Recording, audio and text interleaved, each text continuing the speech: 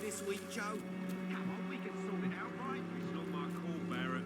You pay one way or another. Please, Joe. How long have we known each other? We even used to be neighbours, for Christ's sake. Good evening, Harry. May I come in? Sure. Sure. Is there only pain and suffering in this world? So, may I ask you a few questions? I'm not bothered. What could be worse?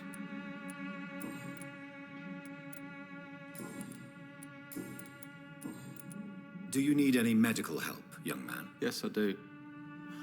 I feel so tired. I don't know if it's the epidemic, but everything seems so hard. You'll feel better with this. But you need to get a grip, young man. Medication alone won't cure melancholia. I'm not sure I'm happy with the idea of living long in a world like this. But I thank you for your concern, sir. Goodbye, young man. Take care of yourself. Is there only pain and suffering in this world? Come on, take a look. Don't be afraid. Walls of your home will not protect you. For there is no protection against malevolence and trickery. Good evening, Doctor. Can I help you?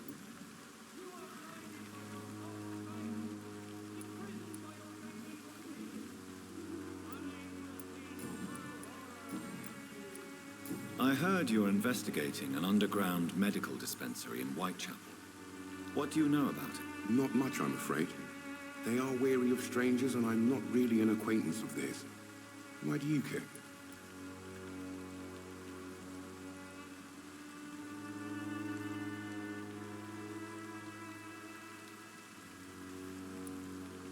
I'm a doctor, Mr. Darby.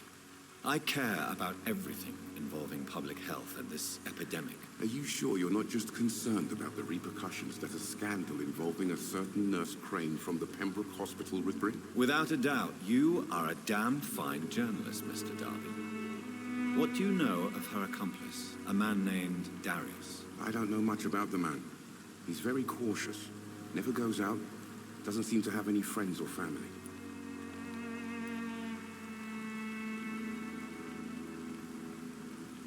He has no relatives at all? No, except for that strange man, a poet named Richard Nethercott, who sometimes comes by. Darius would never let him in.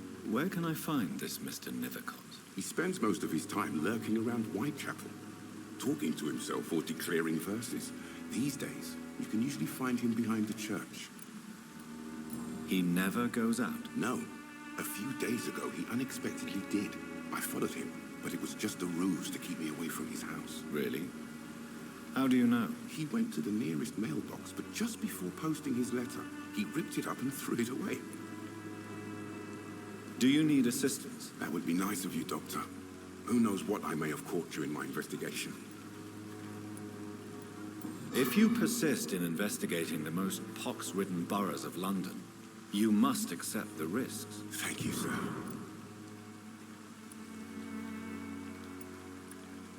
I still have questions about that Darius fellow. I don't know much about the man. He's very cautious, never goes out, doesn't seem to have any friends or family. Goodbye, Mr. Darby. Farewell.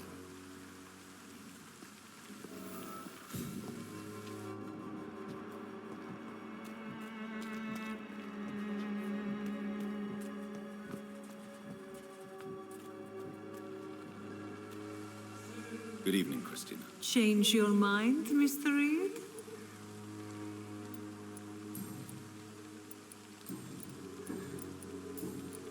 Do you need any assistance, Miss Popper? It depends on the price of your medicine.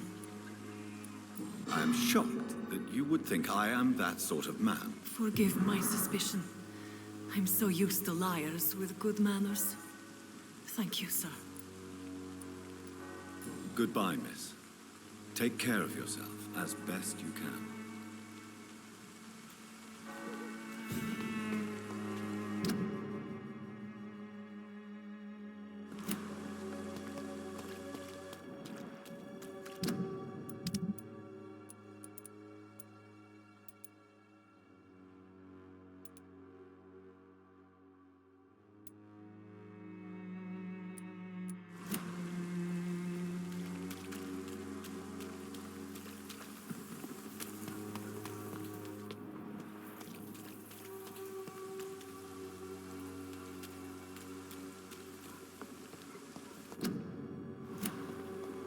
It's locked, all right.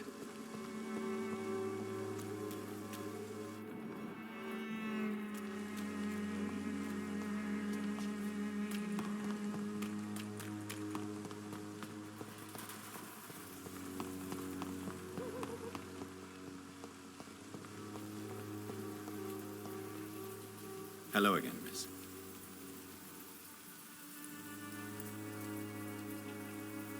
Very well. Goodbye, then.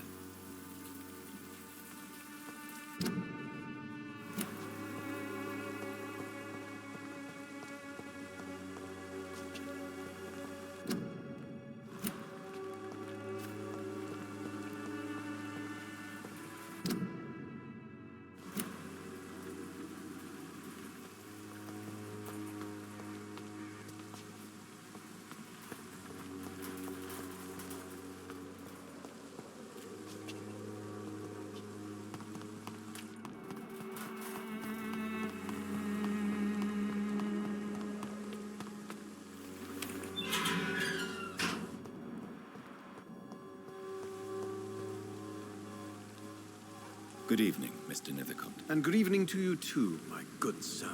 Can I be of any help?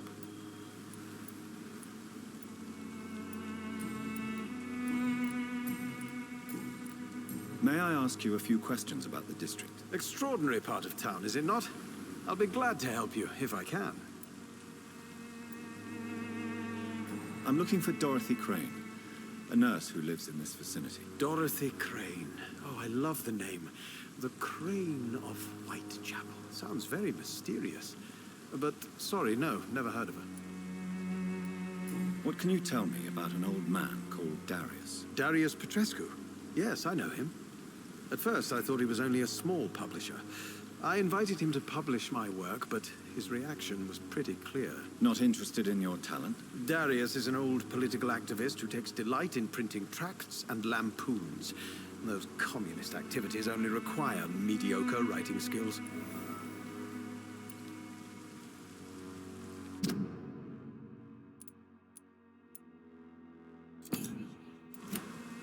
Do you need medical attention, sir? It may be wise to let you prescribe me something. I don't feel like I should.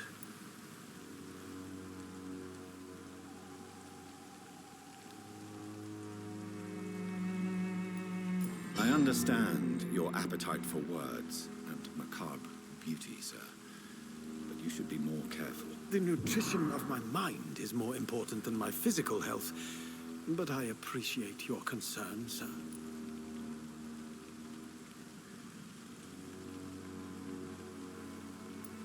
I'll leave you alone, sir.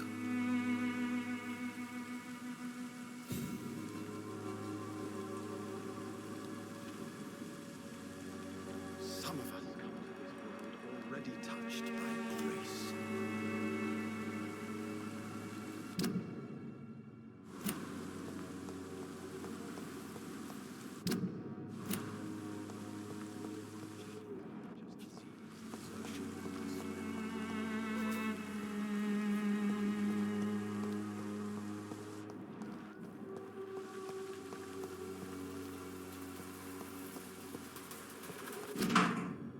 The content of Darius' letter to his children could give me more leverage to enter.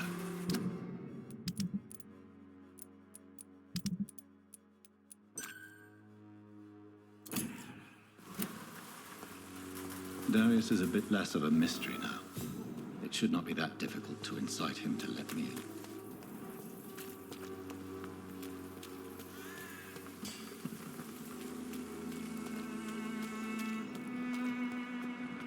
No protection.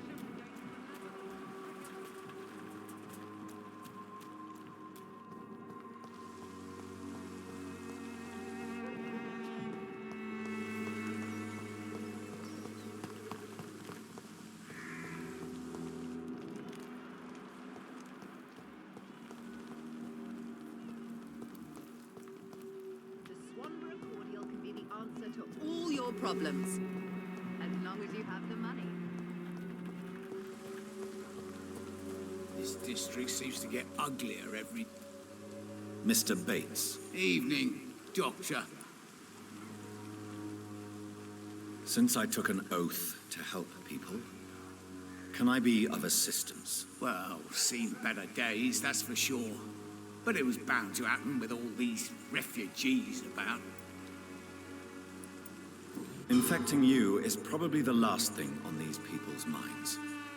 Take this, in any case. What? You give me this for free? Don't have a clue about this place, do you? Goodbye, Mr. Bates.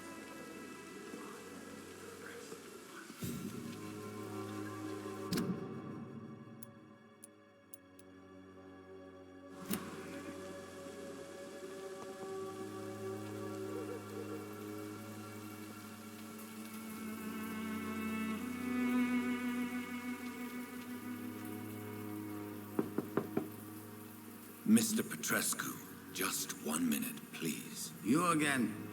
Go away. Sir, wait. Stop this nonsense. I know Nurse Crane is here. Shall we speak man to man, you and I? All right. Speak up. Don't you see we're on the same side? We fight to help the poor, sick, and abandoned. I'm nothing like you, Mr. Doctor. Yes, you are. You too believe in providing medical care without charge. You know what we have to sacrifice to make the world a better place. I have to admit your words have conviction. All right, I'll let you see Dorothea. Don't make me regret this, though.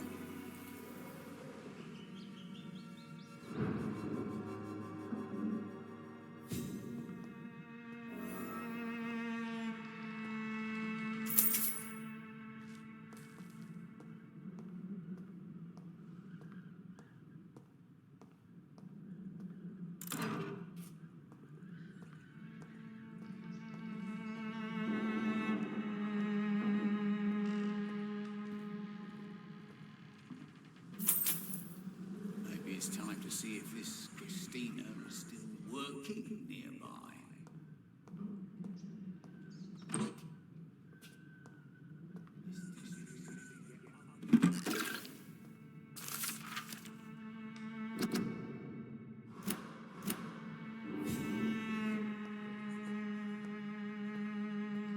It's locked.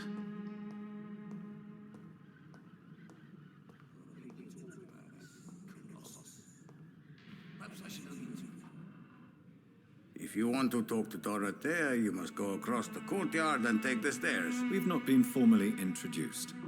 May I ask your name and occupation, sir? I am Darius Petrescu. I'm here to keep snitches and spies away from Dorothea. And I also run this little print shop.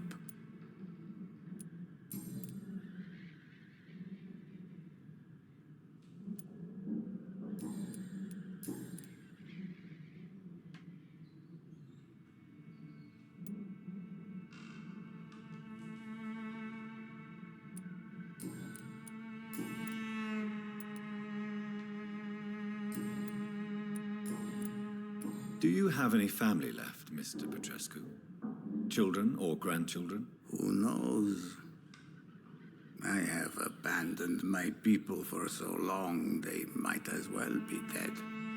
As dead as I am for them, I suppose.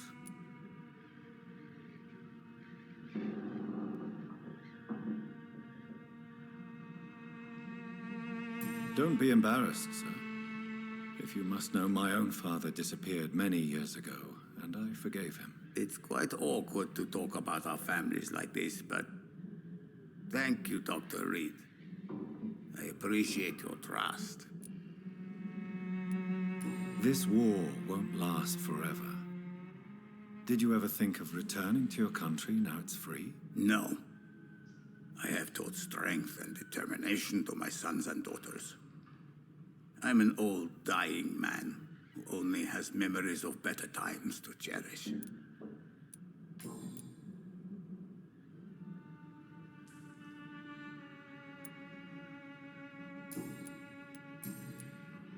So Dorothy's real name is not Crane. Like myself and many people in this area, Dorothea is from occupied Romania. That's all you need to know. She seems important to the community. More than you can imagine.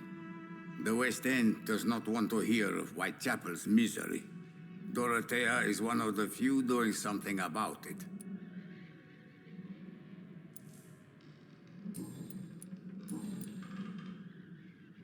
How did you meet Nurse Crane, Darius? Why does she trust you?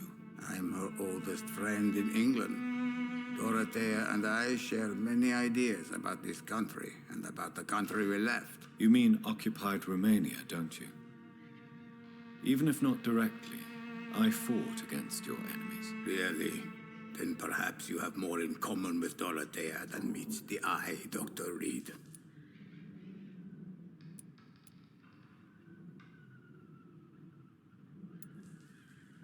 I know you fought for your country when it was occupied, Darius.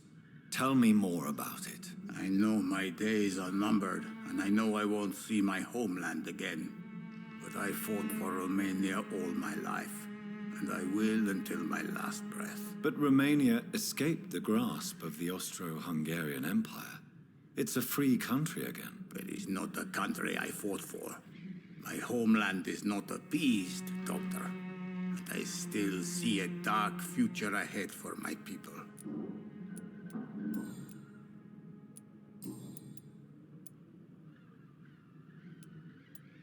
Did you refuse to publish Richard Nethercott's previous works, Darius? Yes, his manuscript is as pompous as he is starched. Now there's a man who loves the sound of his own voice. You could have told him so. As a great writer recently said, politeness is the most acceptable hypocrisy. Tell me everything you know about Camellia, the mute florist. I do not believe in the afterlife, Doctor, but I'm almost convinced Camellia is an angel. She volunteered to give out our medical leaflets.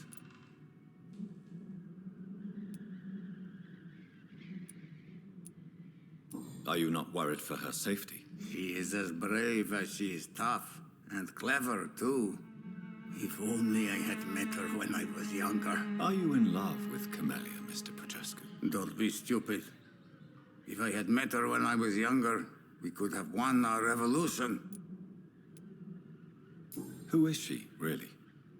Do you know where she's from? She's not from around here, that's all we know. Camellia is not even her name. It's her favorite flower. You say she has no close family? Well, there's that awful poet who constantly follows her around like a lost puppy. A good man for sure, but a very poor writer. Tell me everything you... I do... Goodbye, Mr. Petrescu. Yes? Do you need some help, Mr. Petrescu? I am very tired, but that is all. I don't need you, Doctor. Well, I think you do. Take this, and you'll feel better. Free drugs from an English doctor? It must be my lucky day. Goodbye, Mr. Petrescu.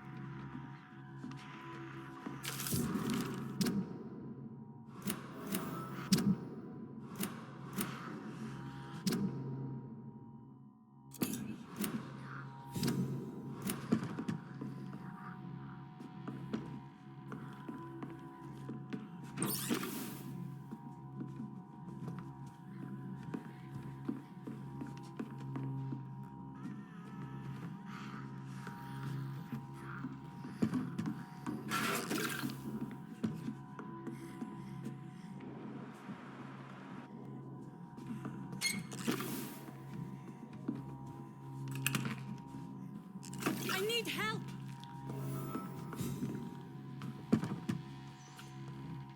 What do we have here, nurse? Patient Raz Van Vasily. High fever running on 3 days.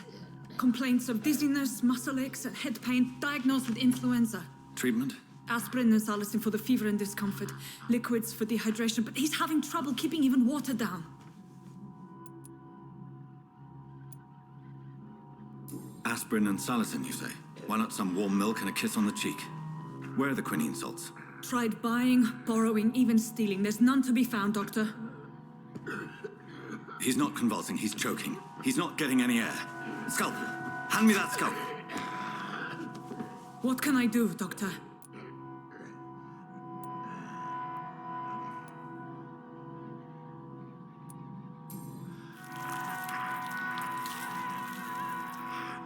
I need to perform a tracheostomy.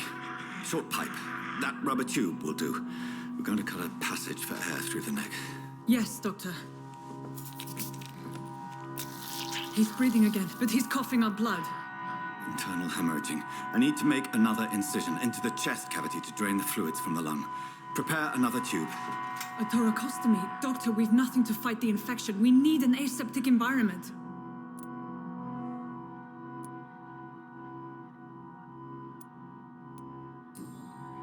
Right then, Nurse Crane. What do you suggest we do? I've no idea. I'm not the doctor. Time is of the essence. We need to perform a thoracic drain. Yes, Doctor.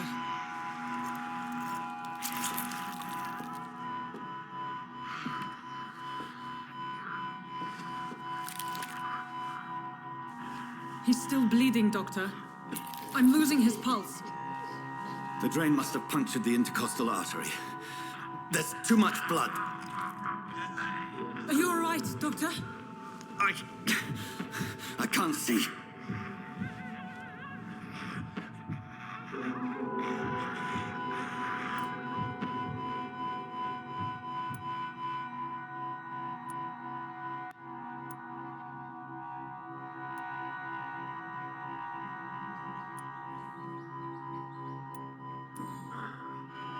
I must first suture the artery. Find the wound. The source of the blood. Needle and thread, Doctor. Good. The stitches are holding. How's he doing? We're losing him. We've lost his pulse. He's dying, Doctor.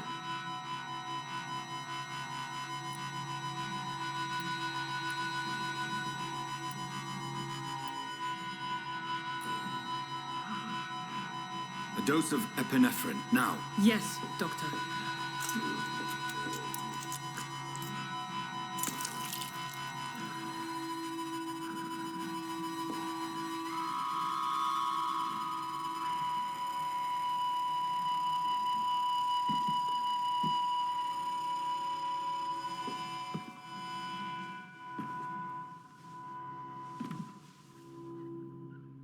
We've lost the pulse.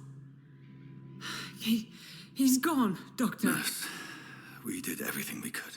Truly? Everything you could. Is that how you'll report this in your log? Is this how the war went? Piling up one poor corpse beside the next? This was not an influenza-induced seizure. I've never seen symptoms like these on the continent. Neither have I. But the previous symptoms leading up to this attack were the same, indistinguishable from the epidemic. No. There was something more vile in these reactions. Something primitive. There have been numerous reports of mental breakdowns caused by the fever that accompanies the flu itself, Doctor. Yes, but I'd best take some samples of the blood for analysis.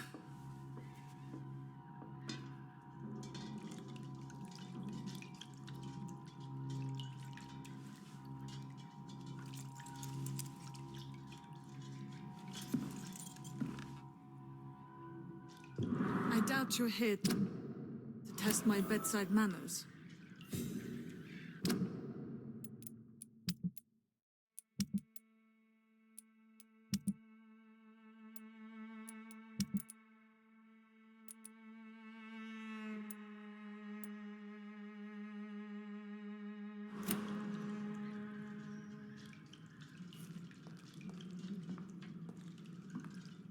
I suspect it was more than intuition alone that led you to us. So, how might I be of service, Dr. Reed?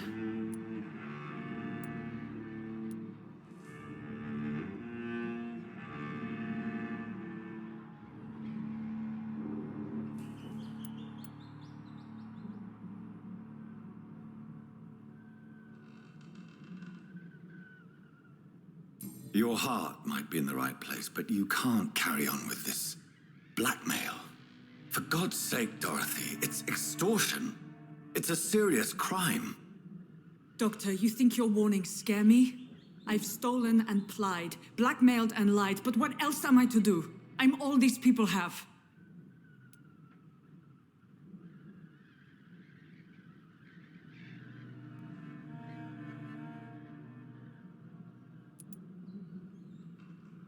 Dr. Swansea is a sensible and honest man. He wouldn't have refused your friend's care at Pembroke. It's easy for you to say, Doctor. These people cannot go to the police, nor to the hospital. They don't even speak English. They depend on me for everything.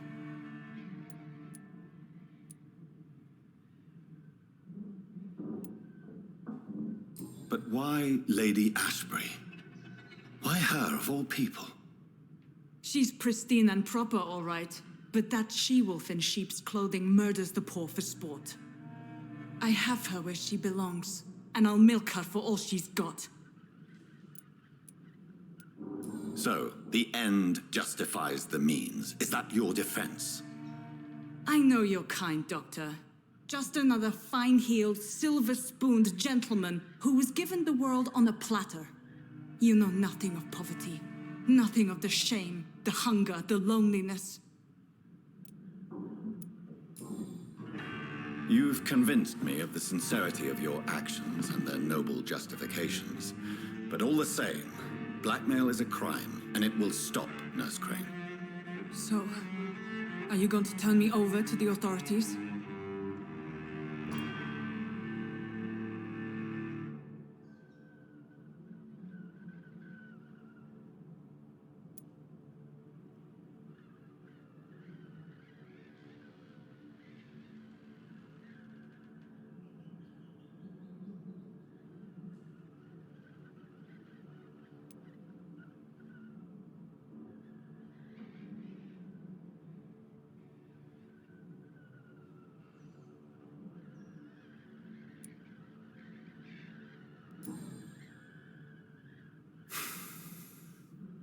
No.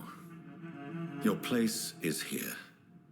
Jailing you would be an even greater crime. So, here is my proposition. I'll look the other way on your little enterprise. In exchange, you will resign from the Pembroke Hospital and provide me with medical supplies when the need arises. Dr. Reed! That sounds like a business proposition. My accomplice, then? No, just a privileged client. My research may require the occasional rare piece of equipment or ingredient. I'll pay good coin in exchange, fair and honest, to help finance your noble endeavors.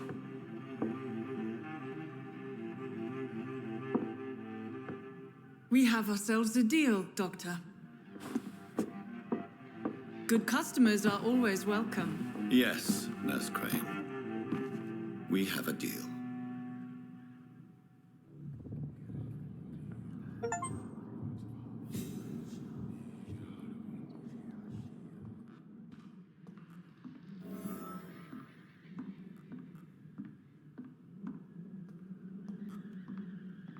It's locked, all right. It's locked.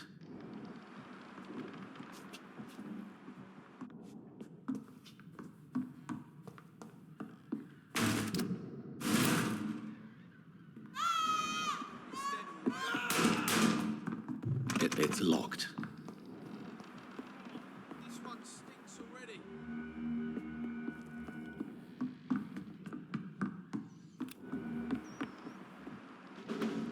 He's mine! See that fancy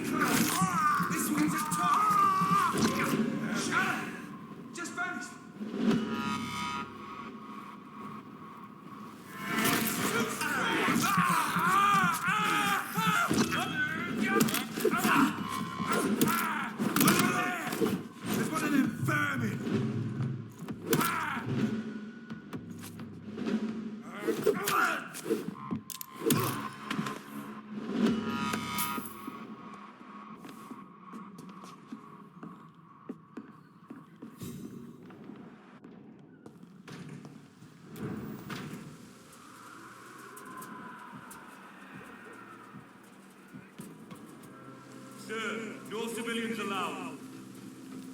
Are you bloody stupid? Steady, boy! Stupid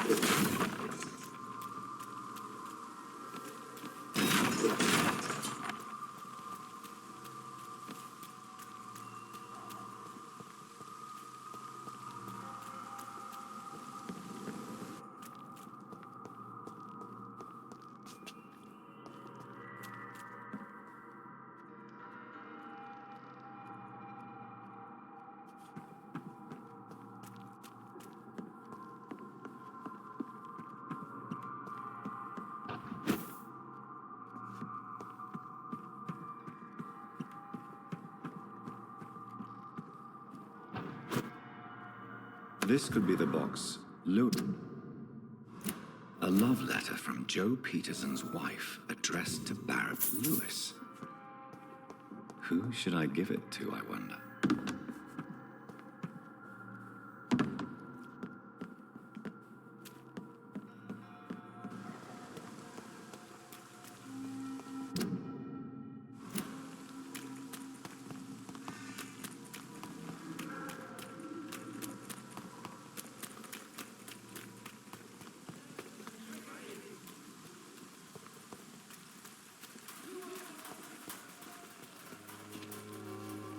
Joe, please, I don't have your money. Come on, Barrett, you know. Fancy buying something, sir? You never lose your focus, do you?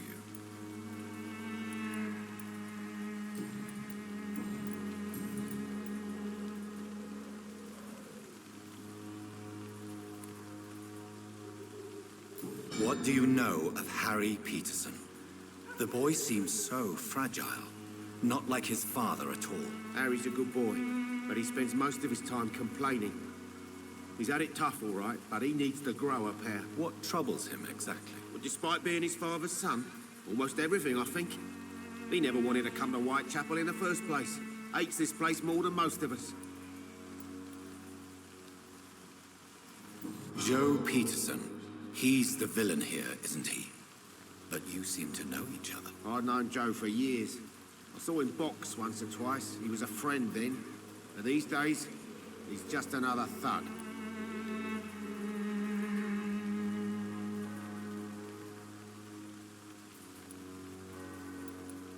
What can you tell me about Mr. Peterson? Besides his behavior toward you, obviously. Colossus Joe was a decent boxer, good one even. But after his wife passed away, he found every excuse to stop training. Just wanted to pick fights with everyone.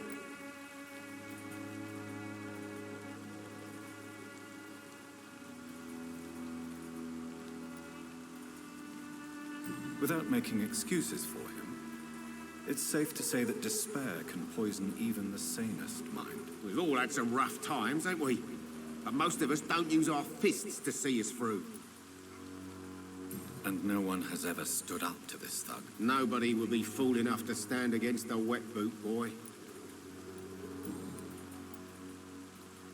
Barrett, you had an affair with Joe's wife, didn't you? Yeah, I did. She's the only woman I loved. My first regret is that she stayed with Joe after Harry was born. The second is I never shed a tear when she died.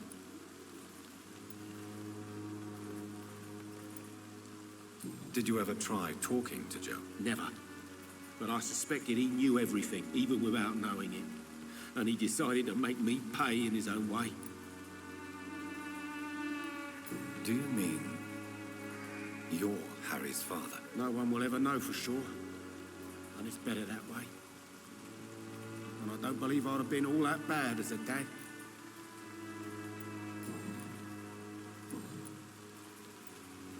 I found this box in an abandoned building nearby. I believe it belongs to you. Let's have a look. Yeah, this is mine. So, you faced those loons that roam around there. Extraordinary. I suppose I was lucky. Luck is a commodity round here. Yours should be properly rewarded. About this package, it's not just tools and trinkets, is it? I want to be rude or anything after your kind gesture, but it's none of your business. Goodbye for now, Mr. Lewis.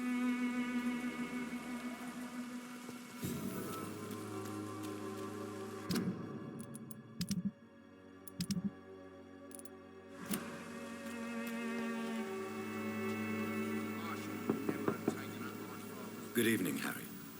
May I come in? Sure. Sure. Is there only pain and suffering in this world? So, may I ask you a few questions? I'm not bothered. What could be worse?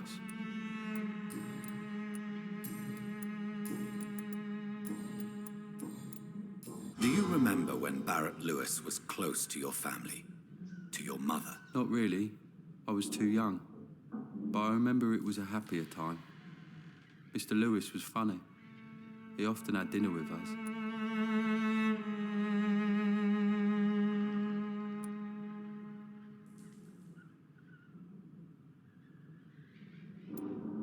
How was he towards you? He was nice, I guess. He never forgot my birthday.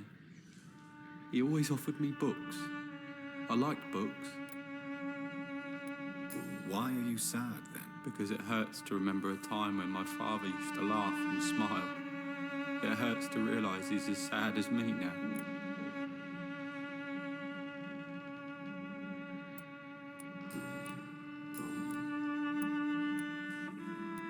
Goodbye, young man. Take care of yourself. Is there only pain and suffering in this world?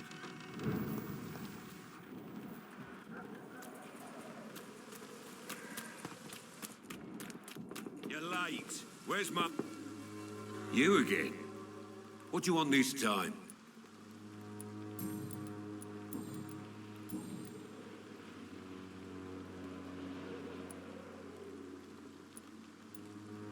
Why do you keep on working for the gang, Joe?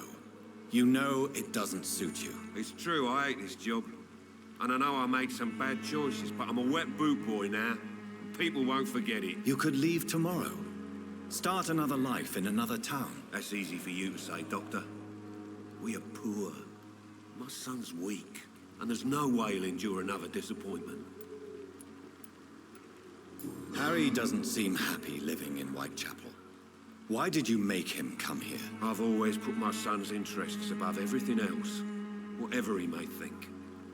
Our house is small but affordable. The walls are thin, but the door is solid. You really love your son, don't you, Mr. Peterson? He's my pride and joy. Even if he hates me for the choices I make and pushes me buttons more than he should.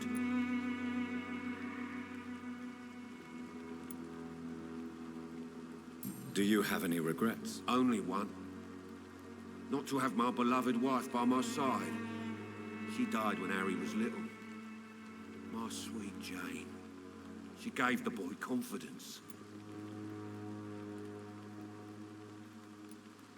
Since the criminal nature of your job means you could be arrested, are you not afraid of what would happen to your boy if you were? No one will ever take my son away from me. If that ever occurred, I'd hunt the bastard down and rip off his head with my bare hands.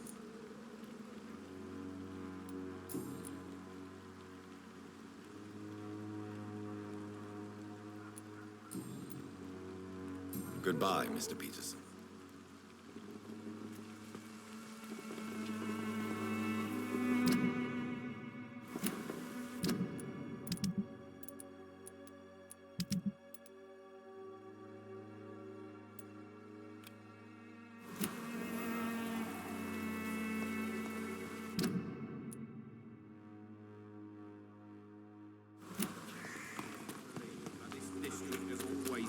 wretched.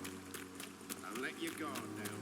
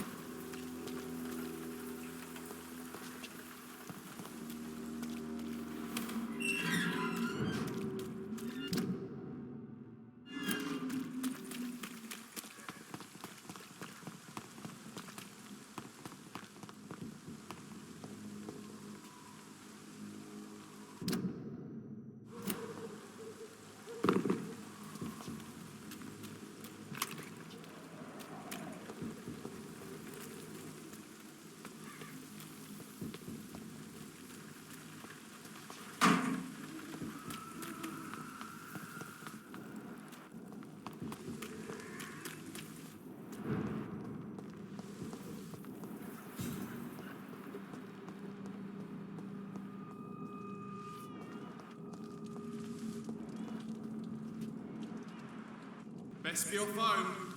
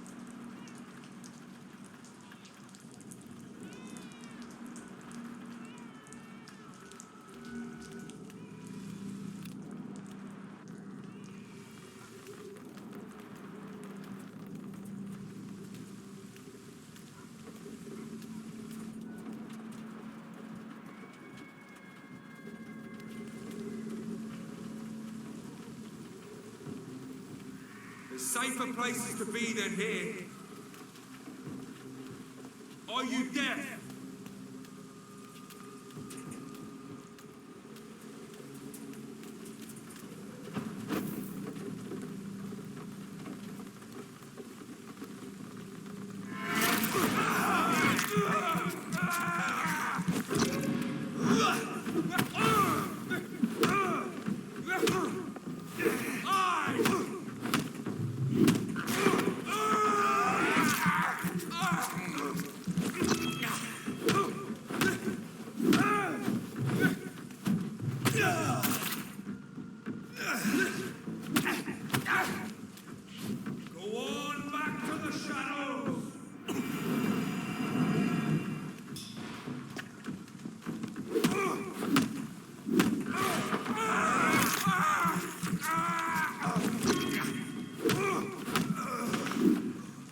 This man stunned me with his teeth. His crucifix. This is not good news.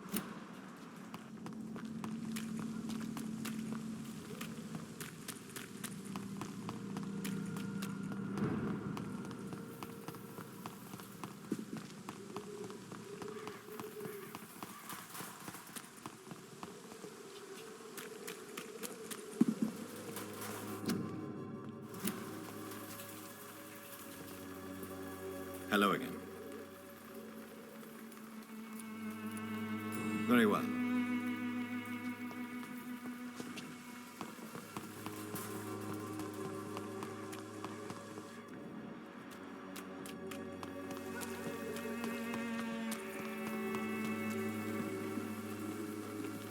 Good evening, Christina.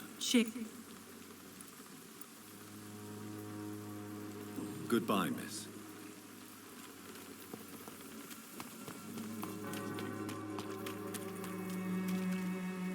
Good evening, Doc. Goodbye, Mr. Dart.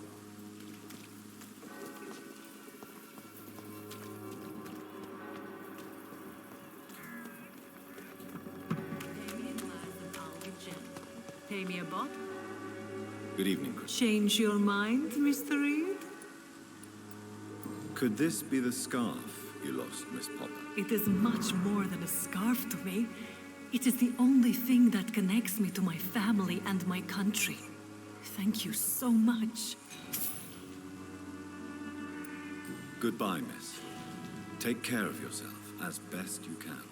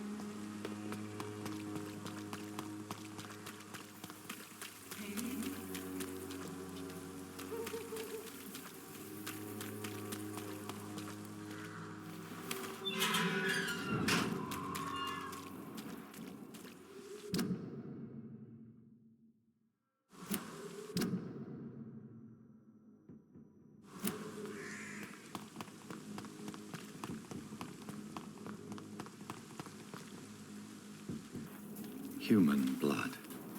Whoever left these marks did so deliberately. Watch out!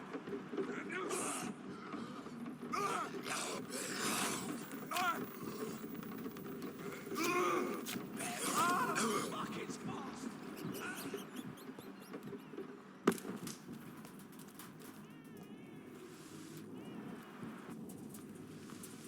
Back in the train!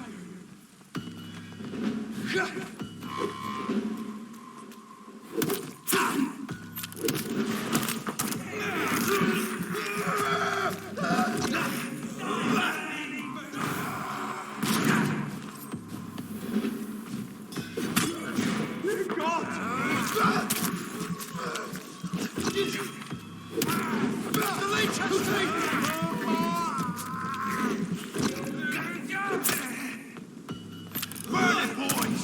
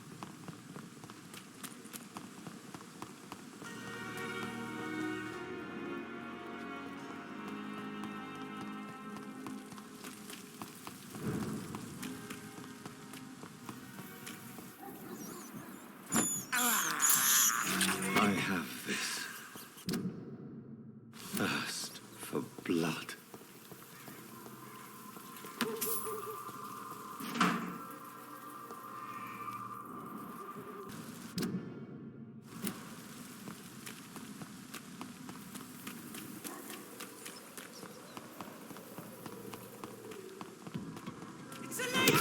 Kill it! No!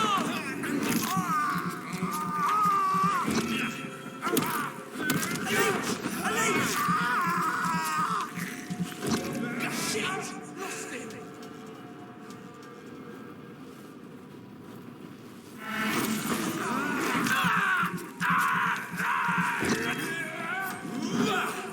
See them fancy clothes? This one's a top! Fuck! It's biting! Oh, Christ!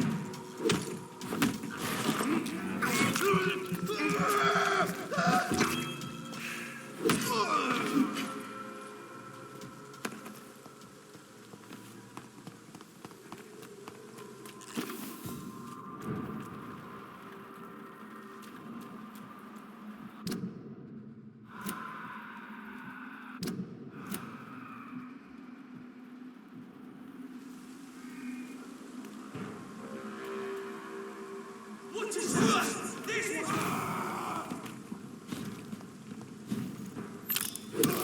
Die, vermin! Shit, that leech is...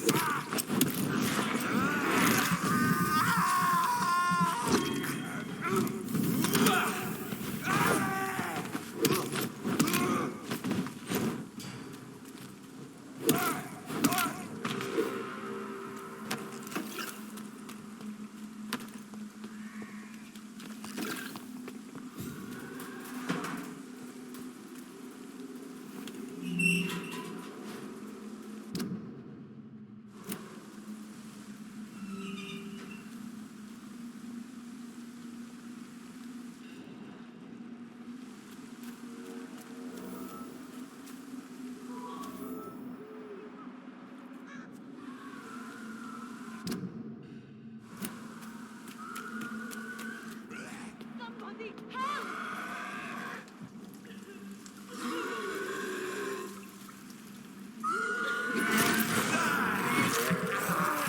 Who are you?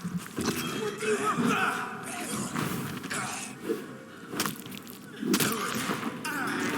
Somebody help!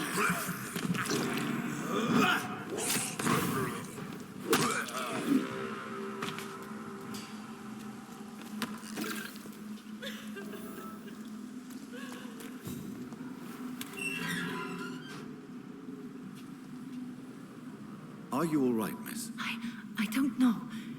Who were those people? They wanted to kill me. Why? They've lost their minds in the epidemic. They won't come back for now. You seem to know a lot about them, sir. I'm Dr. Jonathan Reed. I'm investigating this disease. I am Xiaoxun.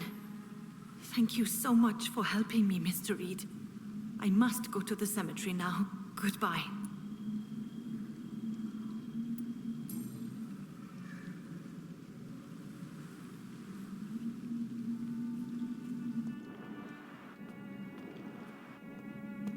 Carnage. Is this man's far too old to be Samuel? No. By the look of his clothes, this man's a docker. Samuel isn't here. I had better follow the blood trail.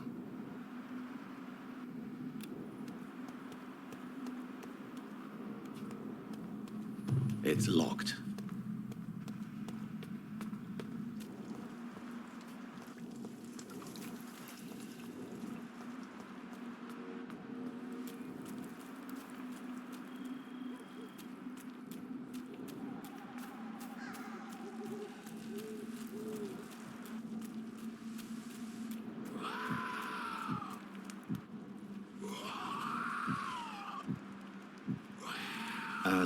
feared.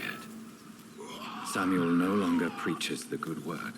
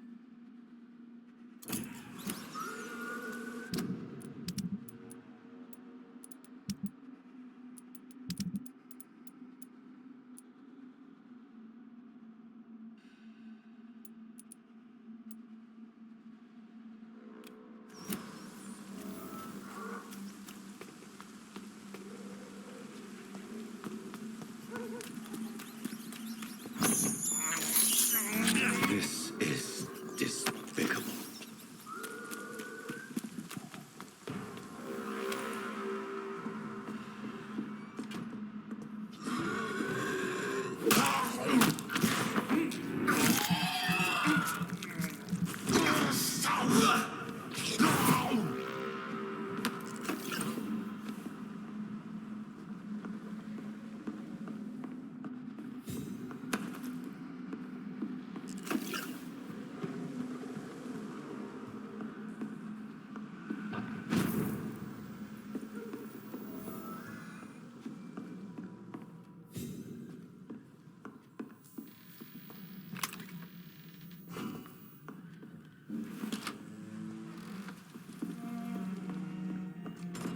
It's locked.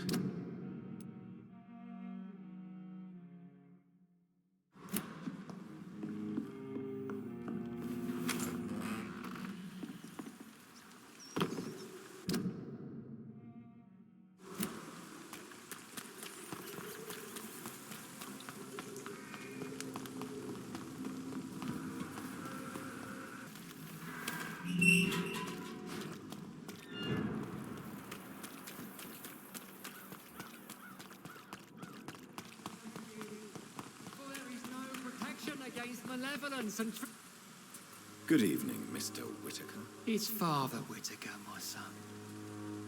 So, are you still lost in your rational delusions? I have found Samuel, your disciple. I am afraid I have bad news. I already expected the worst. He should already have come back. He is dead, isn't he? Yes, he is now. The epidemic took him. Samuel steadily made donations to our cause. He would have rewarded you himself if you'd found me in that awful cemetery. Please accept this money.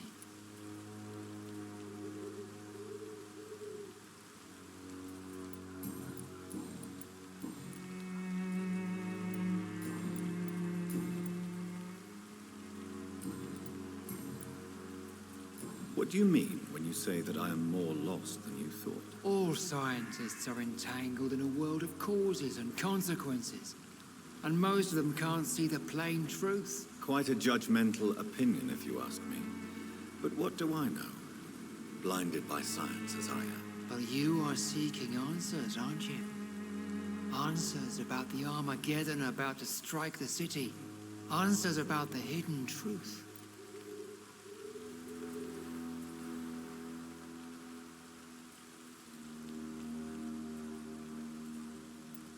Well, I suppose I can spare a few minutes listening to your so-called truth. As a doctor, you must be aware of the decimating epidemic. But let me tell you that this so-called Spanish flu is just the beginning of the end. What do you mean? The beast is finally revealing itself, corrupting the flesh and the heart of men. With my own eyes I have seen them, those minions from the abyss. I have heard enough. Goodbye.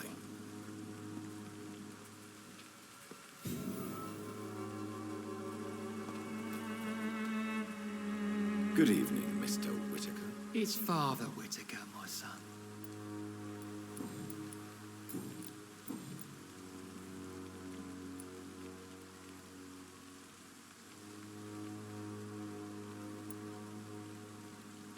Why did you send Samuel to the cemetery, Tobias?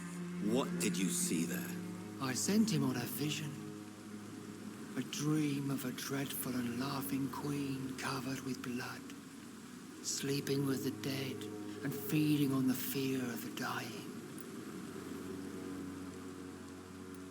A laughing queen dressed in blood. Tell me more. This epidemic is her feast, the announcement of her return. Against her, science is no more than a child's toy. But who is she? She is the mother of harlots and abomination of the earth. She is Babylon, drunk on the blood of the saints.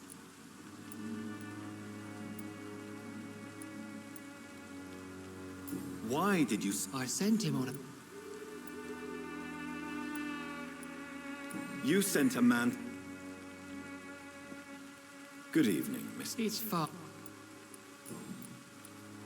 Your disciple, Samuel, stole from the dead in Stonebridge Cemetery.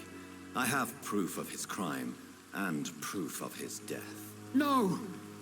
Samuel was the best of us. So devoted, so zealous. He gave all he had for the cause. He tirelessly preached the good word.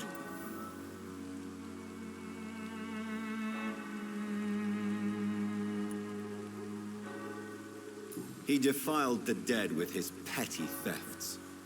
That's how he financed your misguided crusade. Think what you will. When this city is saved, he will be praised for his devoted fortitude. He walked boldly into the mouth of abomination. Your precious Samuel used you. He was an immoral crook. If that's true, then he will be my burden to bear during this endless night. Tobias Whitaker, confess why you burnt those people alive. I have done what no one was ready to do. I will smite the flesh of the unclean to protect the righteous.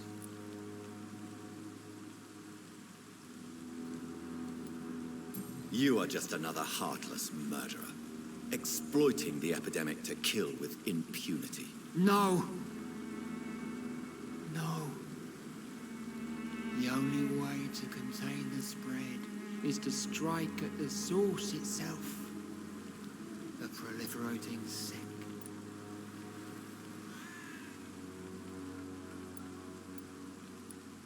You're not the savior of London. You're just a glorified sadist. I take no pleasure in this awful cleansing, Dr. Reed.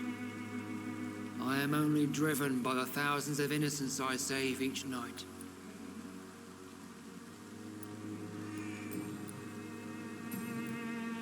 I have heard enough for tonight.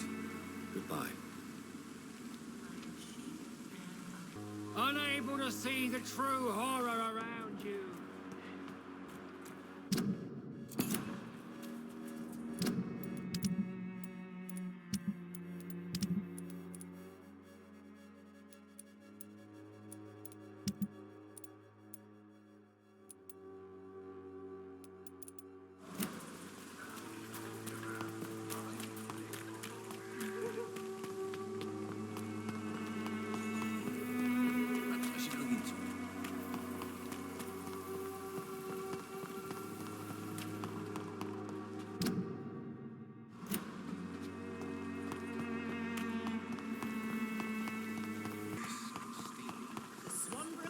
cordial can be the answer to all your...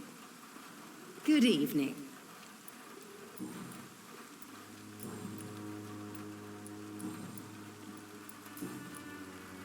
Goodbye, Miss Wanderer. Perhaps we'll talk again.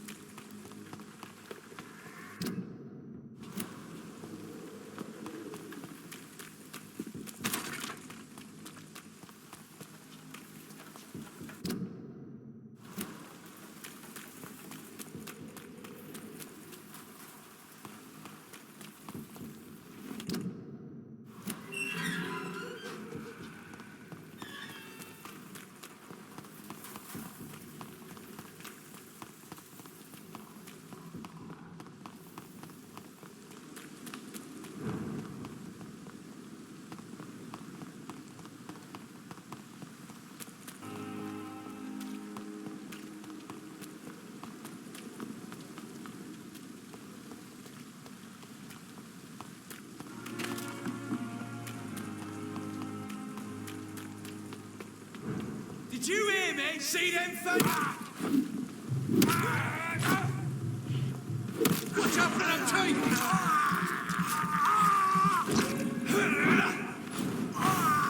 Pay for this!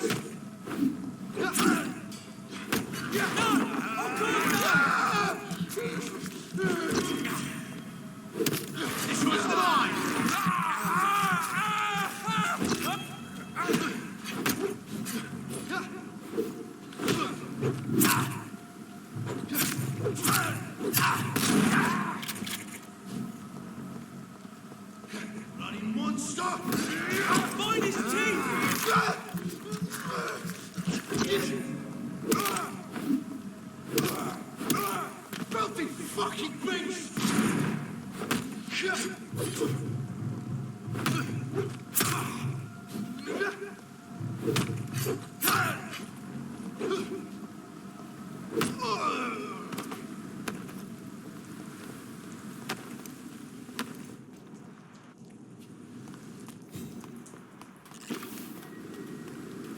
It's a leak!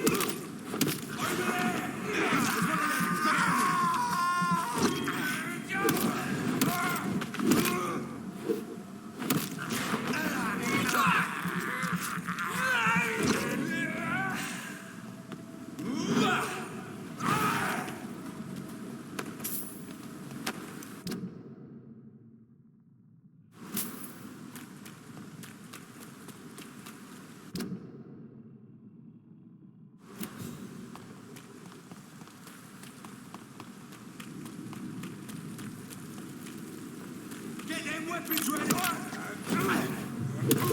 He's mine! I'll take it! Put it in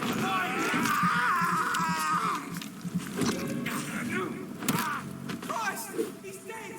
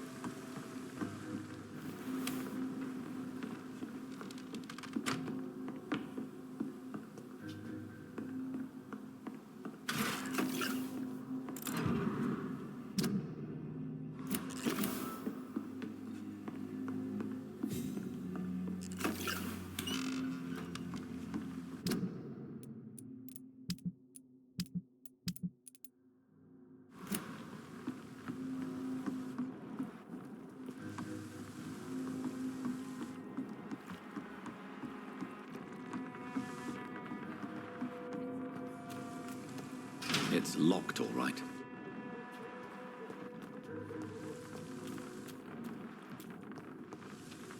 Good evening, sir. Who the fuck are you? Don't you see I'm busy here? Dr. Jonathan Reed, that's who I am. And who are you? Ah, some fancy gentleman we've got here. Clear off. We don't want strangers on our streets. So you won't tell me your name, then? The name is Booth Digby.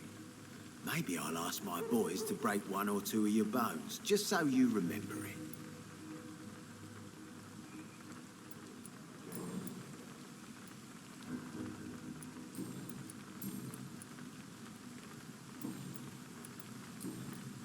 What can you tell me about this part of town? Things ain't that bad, thanks to us. We give people what they need, and we control this borough. Well, you're not doing a very good job. People are still dying here, like everywhere else. Yeah, well, we can't be everywhere all the time. And Edwina says if we can find more guns, we could be more efficient. More efficient? Really? You should probably tell Edwina that guns are useless against diseases and infections. Incredible. You know what? You're lucky she can't hear you right now. She's more smart than patient. My sweet queen of the docks.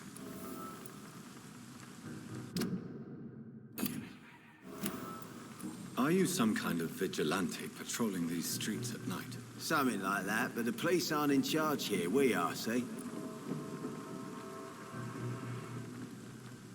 So you're a concerned criminal, is that it?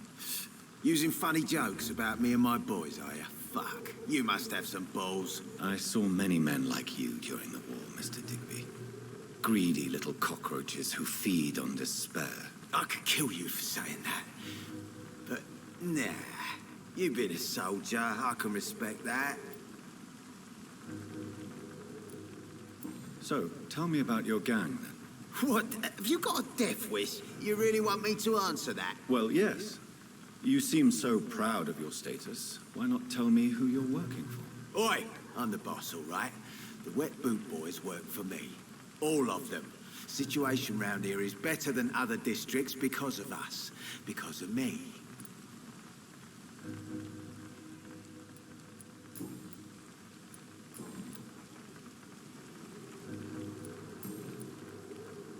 I know you're looking for an honest job, Booth.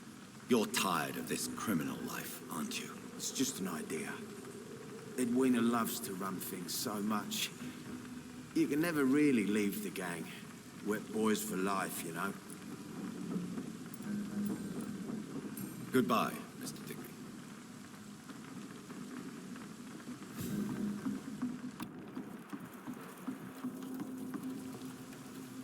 Good evening, miss. I'm Dr. Reed. May I ask you a few questions? Who are you? What do you want? As I just told you, I'm a doctor. From the Pembroke Hospital, actually. The Pembroke Hospital, you say? I ain't paying any bill left by Clay. I'm not here to collect payment, miss. Miss Edwina Cox. So what do you want then? Fancy buying something from me, maybe?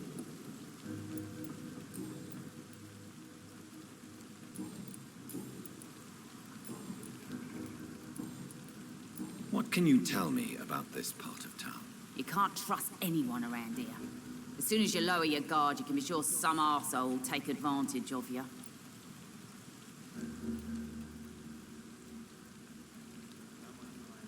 Really? Don't you think that's a little bit excessive? Bastards, all of them. This region only responds to violence and threats. You sound like you're thinking of somebody in particular. Take the gravediggers of Southwark. They must pay me every week, but it looks like they forgot who gave them permission to steal from the dead. Looting corpses in a mass grave. That is a new low. Whatever. Hey, since you're a doctor and all, maybe you can access that forbidden area and remind those bastards what they owe. What can you tell me about your work? I'm a businesswoman. I buy and sell things, and I send my wet boot boys after anyone who don't play nice with me. Gang member and shopkeeper. Can't be easy running double shifts. If you're interested, I may find use of a doctor who can freely walk across the city, you know.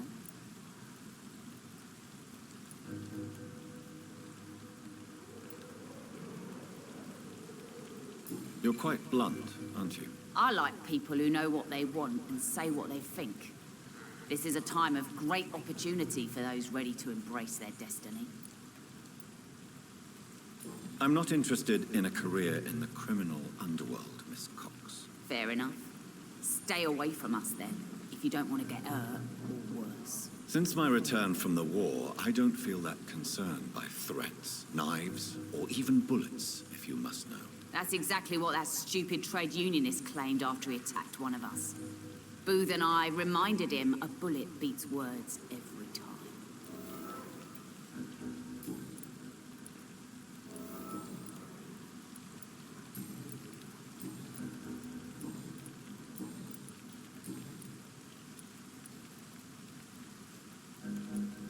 Booth Digby looks at you with love-struck eyes. Tell me, Edwina, is the feeling mutual? You have no idea how refreshing it can be for a woman to receive all the pleasure she needs. For once. I'll take your word for it. What is it, Doctor? A woman's not supposed to talk about these things.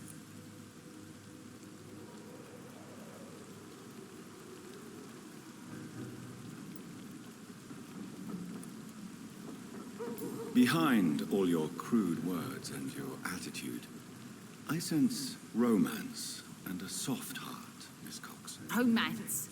I have no time for such rubbish. I use Booth like I use everyone else. Tell me about the man you and Booth killed, Edwina. The bastard killed one of us and received retribution. There's nothing else to say. What happened exactly? I don't know, and I don't care. One of ours was killed by that communist bastard, but he didn't brag for long. So you have no idea what really happened, but you executed him anyway. No one messes with the Wet Boot Boys, Doctor. This is our territory, and this is our law. And your conscience is clear. You kill without hesitation. Violence is an efficient tool, Dr. Reed, when used properly. So you decide who lives and who dies, just like that. Yes, Doctor.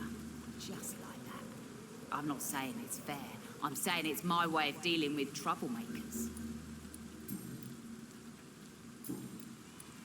Can I see what you have to sell? As long as you have money, I'll show you all I have.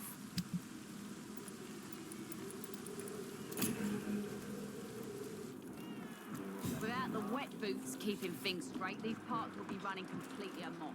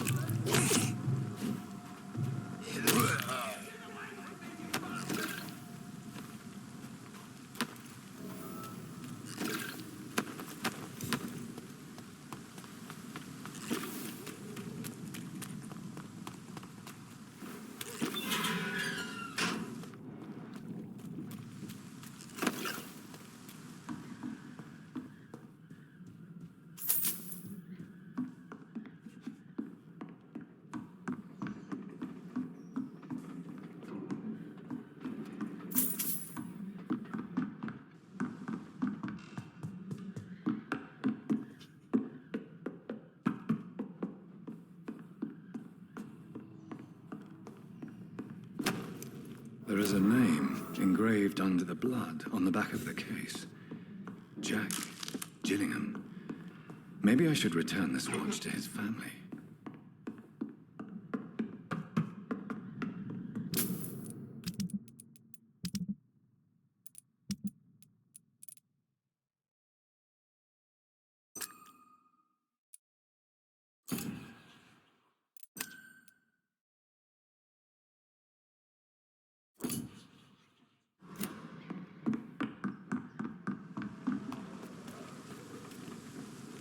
Are you all right, sir?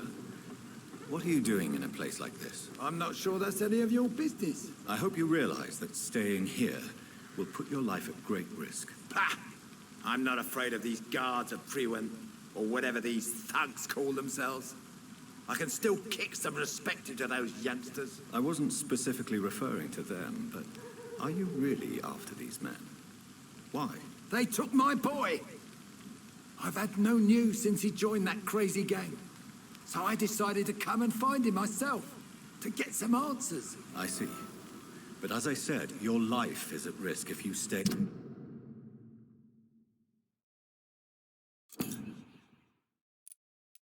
here. And I'm not referring to the gangs either. You should leave, sir. Well, this part of town used to be nicer, let's say. Perhaps you're right. This isn't the best way to save Andrew.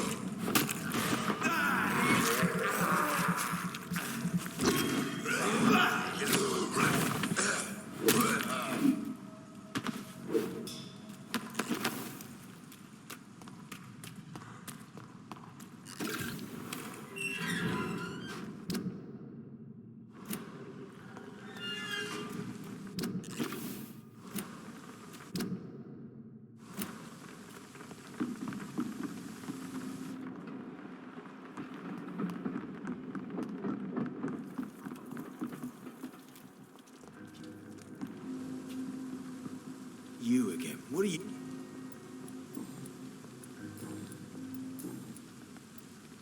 Tell me about the man you killed, Booth. What happened? One of us had been killed, so we had to retaliate. That's the whole story. There has to be more to it than that. No, really. One of us got killed, so the killer had to die. That's how things have always been done round here. No one gives a shit.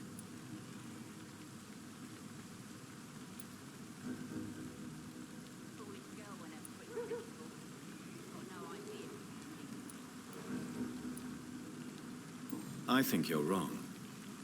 Maybe the docks have always been violent, but you can't say the living don't suffer because of it. And then what? Let the commies and the anarchists rule? Nah. We're the wet boot boys. Our fathers died on these docks and they belong to us. Goodbye, Mr. Digby.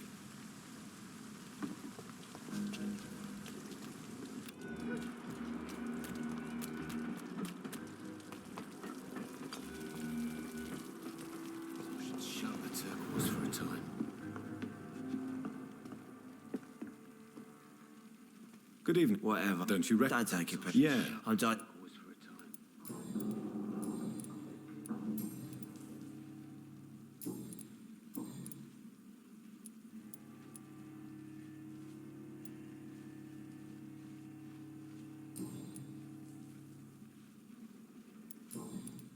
Is there anything in particular that you like about this part of town? Except for the cheap drinks, I mean. How dare you say such a thing? I love this neighborhood. So friendly, so joyful.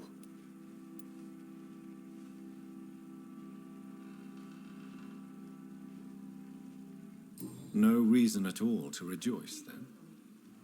Life is hopeless and then we die, is that it? Let me tell you a story. All right. Go on. A few years ago, when I believed a resolute man could change things around here for good, a tragedy occurred nearby. What kind of tragedy? It was a bomb. Bomb that exploded and killed many people. Metal and blood everywhere. Shouts, fire, broken window of the shoe shop, the torn streetlight. You lost people you loved that day, didn't you? I've lost everything. But you know what the worst part is? I don't even remember where it happened. I've drunk so much to forget it. And now I can't remember where it was. I can't pay my homage to the dead. I'm sorry, Mr. Delaney. It's okay. If you ever find the place, just Leave a flower for me there. Even if you tell me where it is. I'm not sure I'd memorize it.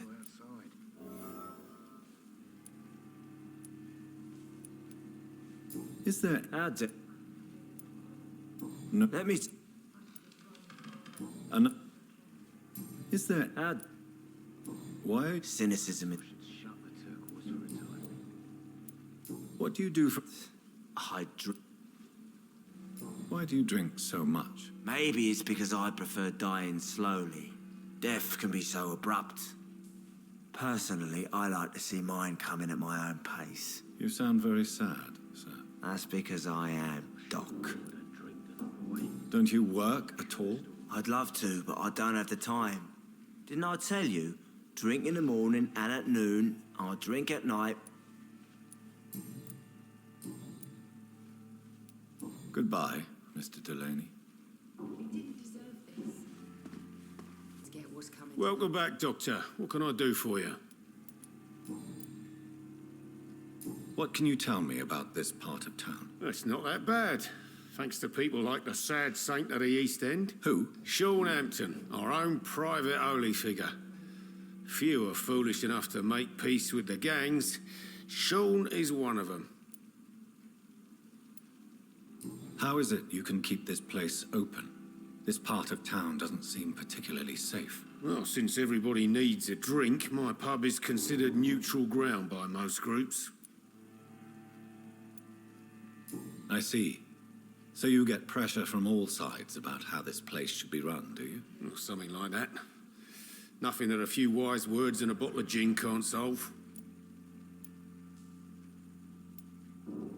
You're something of a figurehead around here. I'm only pouring alcohol for everyone to forget their troubles. Sean Hampton is the one giving them long-term hope. Since I'm here, is there anything I can do? Well, perhaps, Doctor. Peace partly depends on my stock of gin. And with the epidemic, my supplies are running low. How could a physician help you in this matter? I have a small warehouse just past the quarantine line. Perhaps, with you being a doctor, you could go there and come back? Doctors aren't immune to disease, you know. Very well. Show me where it is. I'll see what I can do. Oh, thank you, sir. Here's the key to get in. You're about to save many dry throats. Sabrina seems very fond of you, Tom. I like her too. I really do. I know I'm her boss, and I'm much older and all. But I like her, for sure. What is bothering you, then? Sabrina is an angry one. She wears it like a coat. I'm not sure I can make her shed that anger. It hurts to see her like that. Goodbye, Mr. Watts. I should have offered a drink to the boy. Evening, miss. Well, I never. That's a first. Customers who make that much mess rarely come back. Never mind in fancy togs. I'm much more myself than when we first met. By the way, I'm Jonathan, Dr. Jonathan Reed. Welcome back to the Turquoise Turtle then, Doctor. I'm Sabrina Cavendish. How can I help you?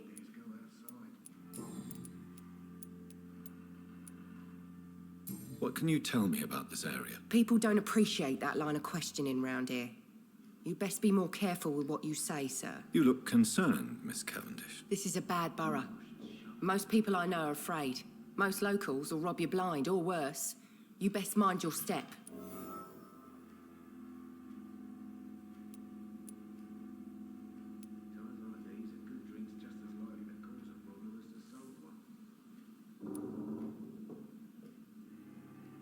If you're uncertain about your safety here, the docks might not be the right place for you. I got responsibilities. And it's not like I got the money to move anywhere else anyway. This place seems, how shall I put it, very colourful.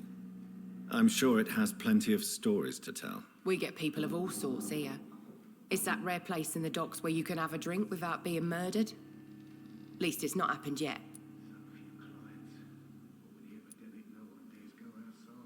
So this bar is neutral territory, then? Yeah. Tom's convinced this is something the locals need. No one ever draws a weapon here. That's one of the reasons I accepted the job. Your boss must be quite the negotiator to force such an agreement. Yeah. Tom's a great bloke. Mr. Hampton, who runs the night asylum, he's the only other man that's able to keep peace around here.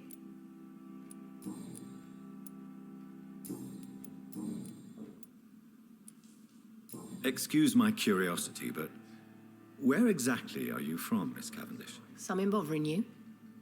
What, my name? Or my complexion?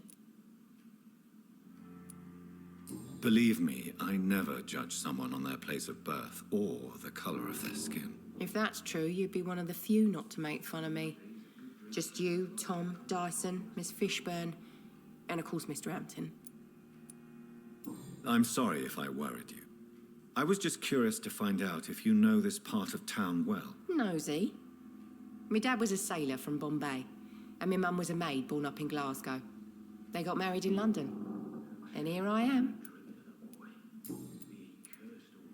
Sabrina, tell me about your true feelings for your boss. I love Tom. Not ashamed of it. Don't care if the customers joke about it, neither. Who's mocking you? I mean, we're always together. People will talk, won't they? Does Tom love you? Yeah, but he's always reluctant to take it further. It's not because I'm younger, or because of the colour of my skin. He hates jokes about us. Goodbye, Miss Cavendish. Shut the turquoise for a time.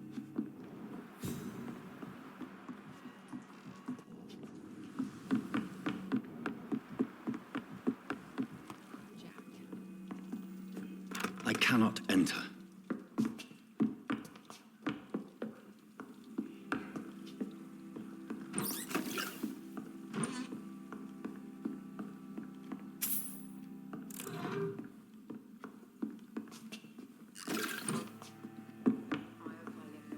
See them wet boot boys get what's coming.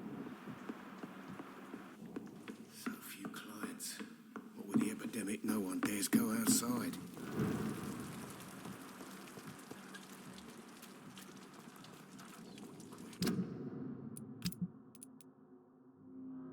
I hope the rumour crack playing.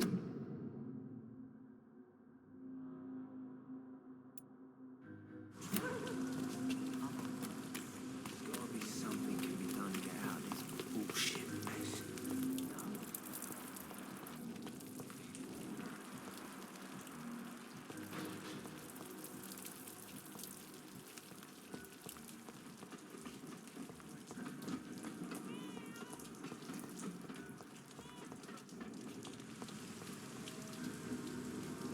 Hello, boy. Hello. Good evening. Did I scare you? You have nothing to fear from me. No, it's just that people prefer to avoid me. Well, I won't. I'm a doctor. My name is Rufus, sir. Rufus Kingsbury.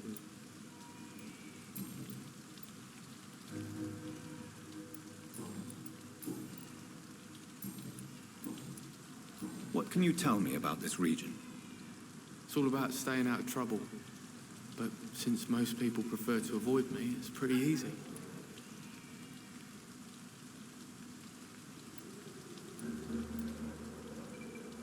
Why do people avoid you?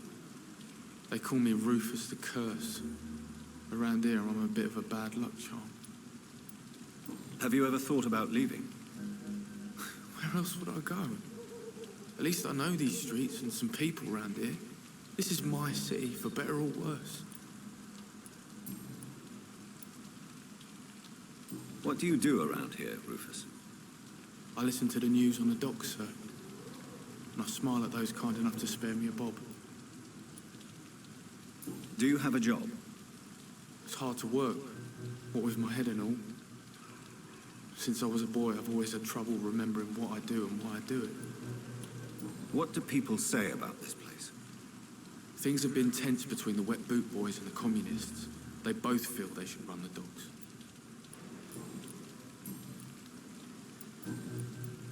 Are you alone? Where is your family? I don't have any.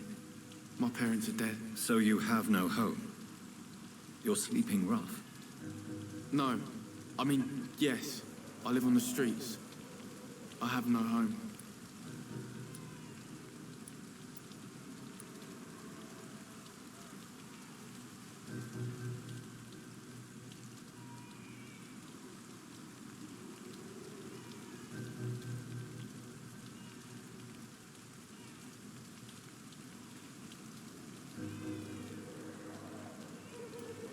You should be careful, Rufus. There are things that lurk in the shadows of this city. Things that prey on the lonely and the desperate. Well, I've known worse. I'm not all alone. I have Mrs. Fishburne. She's been very kind to me. Why do you think she's so considerate? I can't say, sir. I guess she's a good soul.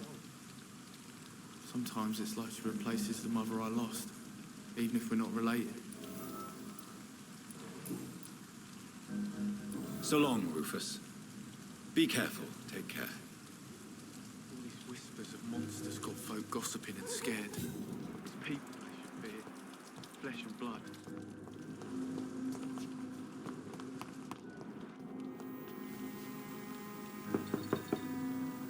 Good evening, madam. I'm Dr. Reed. Could I come in? Why? What do you want? I work at the Pembroke Hospital. I'm investigating the flu epidemic in this area. Oh, the Spanish flu. Well, that's quite liberal of you, Doctor. But this is no time to be knocking at people's doors.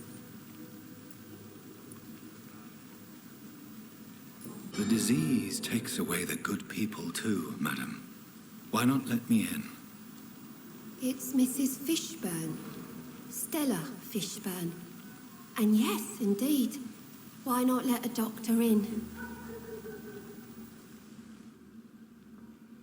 Please don't stay too long, sir.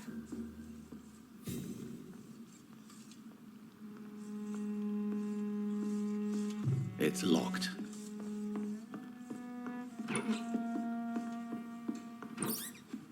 Let's grow eyes in the back of that head, sir.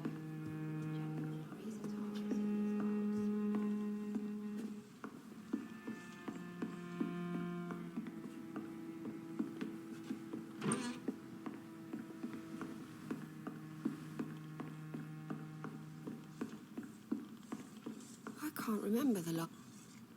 So you have questions about the flu, then? Yes, among other things. Forgive my rudeness at the door. It's just my son doesn't like strangers coming in the house.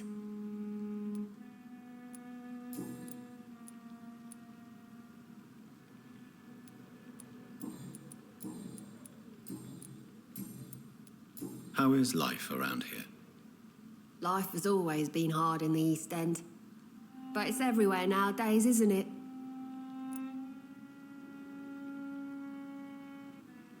Do you think the increase in violence has anything to do with the epidemic? Don't know. But it's most likely linked to the gangs, if you ask me. Recently, it's like everyone has had to pick a side. Violence has always fed on poverty, don't you think? It's a cruel law of the human condition. And selfishness is their rotten fruit.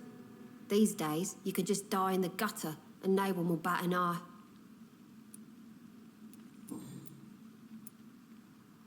May I ask what you do for a living, Mrs. Fishburne?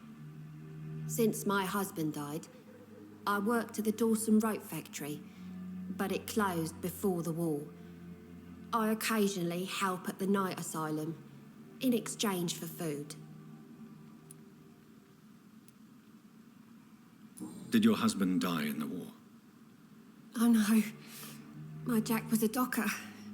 He died when my Seymour was just a lad. The poor boy saw his dad slip and fall from that scaffolding. How do you pay the rent, then? My Seymour works at the docks, just like his dad. He's very attached to the house he grew up in. It's not always easy, but we get by all right.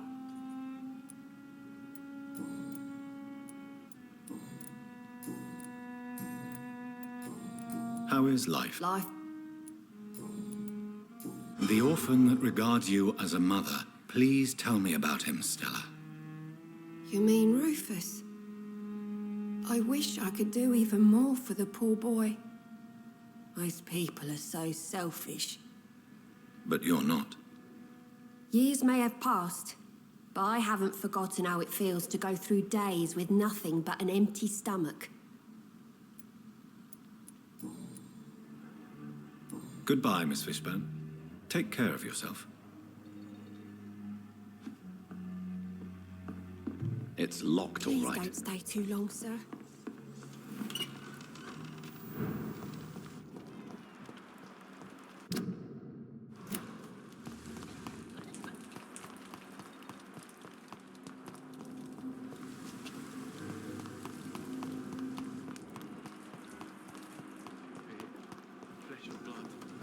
It's locked.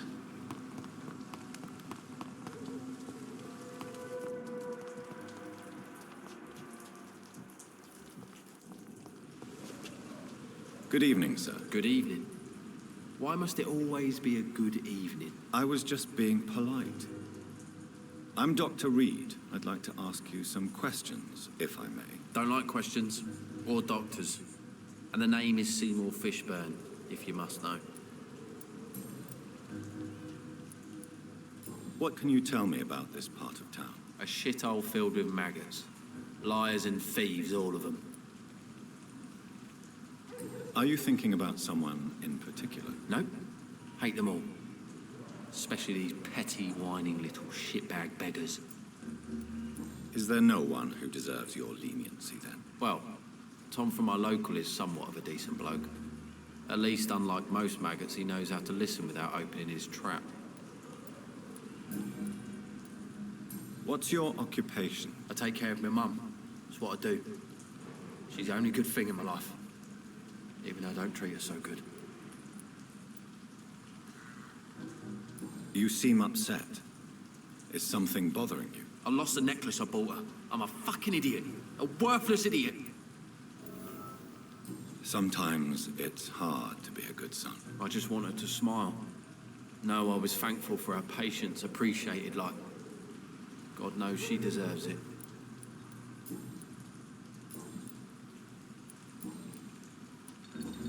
Goodbye, Mr. Fishburne.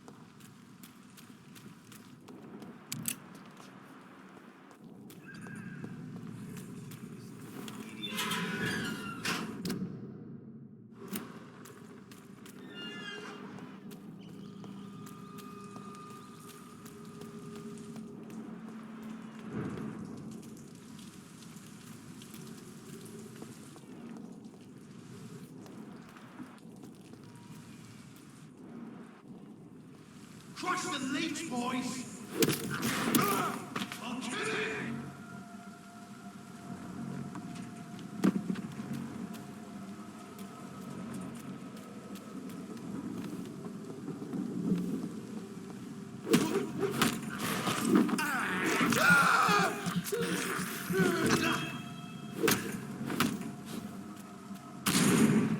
I'll kill you!